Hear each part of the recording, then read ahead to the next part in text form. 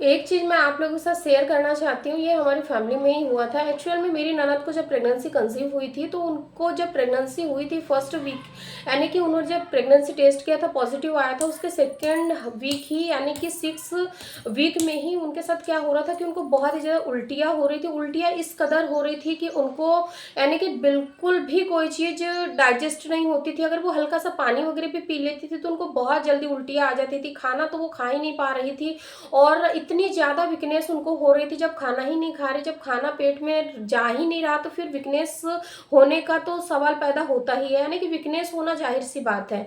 तो उनके साथ क्या हो रहा था कि सुबह उठती थी, और हम सभी जानते हैं कि जो बहुएं होती है उसके ऊपर कितनी सारी जिम्मेदारी होती है। चाहे वो प्रेग्नेंट हो चाहे वो प्रेग्नेंट ना हो, उसको अपने घर के सारे काम करना ही है, क्योंकि लोगों को ये लगता है कि उसी की जिम्मेदारी है। चाहे घर में 4 लोग भी रहेंगे लेकिन वो सपोर्ट करने के लिए आगे नहीं आएंगे, वो केवल और केवल ऑर्डर देंगे कि हाँ आपको ये काम करना है। और ऐसी स्थिति में भी वो पूरे यानी कि 9 महीने वो काम करती रही। और जो शुरू के 3 महीने थे, जब उनको प्रेगनेंसी में काफ़ी ज़्यादा कॉम्प्लिकेशंस आ रहे थे, जैसे कि उनको खाना डाइजेस्ट नहीं हो रहा था, उल्टियाँ बहुत ज़्यादा हो रही थी, आलस बहुत ज़्यादा आ रहा था, बॉडी बहुत ही ज़्यादा कमज़ोर हो गई थी, जिस वजह से कि वो दिन में बहुत ज़्यादा सोया करती थी। इतना ज़्यादा सोया करती थी कि हम सभी उसको बोलते थे, इवन मैं भी उसको बोला करती थी, मेरी यानी कि मेरी दीदी को, कि आप इतना ज़रूरत से ज़्यादा सो रहे हो तो हो सकता है कि आगे चल के आपको सी सेक्शन ही कराना पड़े, क्योंकि आप बहुत ज़्यादा रेस्ट ले रहे हो। इस वजह से कहीं ना कहीं आपकी जो फिजिकल एक्टिविटी है वो बहुत कम हो गई है। घर के काम करने के बाद में वो सीधे सीधे रेस्ट करने के लिए चले जाया करती थी और पूरे दिन रेस्ट करती थी। तो हमें यही डर लग रहा था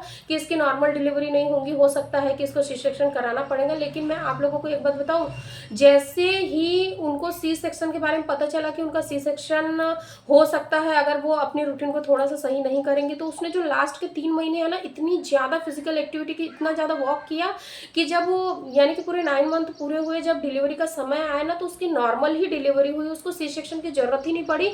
तो अगर आपके साथ भी ऐसा हो रहा है कि स्टार्टिंग के दिनों में आप बहुत ही ज़्यादा रेस्ट ले रहे हो, बहुत ही ज़्यादा यानी कि आपको आलस आ रहा है, बॉडी बहुत ज़्यादा वीक फील हो रही है, आपके घर वाले भी आपको ये बोल रहे हैं कि तुम्हारा सी सेक्शन हो जाएगा क्योंकि तुम फिजिकल एक्टिविटी नहीं कर रही हो, तो आपको घबराना नहीं है, आपकी भी नॉर्मल डिलीवरी हो जाएगी। केवल लास्ट के 3 महीने में आपको बहुत ज़्यादा एक्टिव रहना है, ज़्यादा से ज़्यादा आपको वॉक वगैरह करना है। ऐसी वॉक करिए जिससे कि आपके बच्चे को भी कोई नुकसान ना हो और आपको भी नहीं। यानी कि ऐसा नहीं कि आपको हड़बड़ाहट में वॉक करना है, आपको बिल्कुल रिलैक्स होकर वॉक करना है, क्योंकि जो लास्ट के 3 महीने होते हैं ना, उसमें बच्चे का विकास काफ़ी हद तक हो जाता है, बच्चे का साइज भी बढ़ जाता है, आपका पेट भी काफ़ी ज़्यादा बाहर निकल आता है। तो आपको थोड़ा सा संभल कर वॉक करना है और आपको किसी भी तरीके के मीत भ्रम में नहीं पड़ना है। Thank you.